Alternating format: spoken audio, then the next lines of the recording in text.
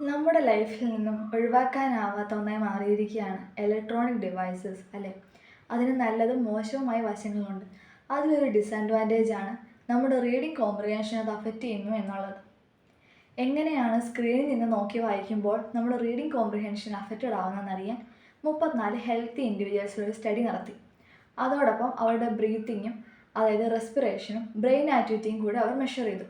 ഈ സ്റ്റഡിയിൽ നിന്ന് കണ്ടെത്തിയത് എന്തെന്ന് വെച്ചാൽ, സ്ക്രീനിൽ നിന്ന് നോക്കി വായിക്കുമ്പോൾ നമ്മുടെ സൈ ഫ്രീക്വൻസിയിൽ ഒരു ഡിക്ലൈൻ സംഭവിക്കുന്നു. അതായത് നെടുവീർപ്പുകളുടെ എണ്ണം കുറയുന്നു എന്നാണ്. ഈ ഒരു ഡിക്ലൈൻ ബ്രെയിൻ ഏരിയയിലുള്ള പ്രീഫ്രോണ്ടൽ കോർട്ടെക്സിൻ്റെ ഓവർ ആക്ടിവിറ്റിക്ക് ലീഡ് ചെയ്യുന്നു.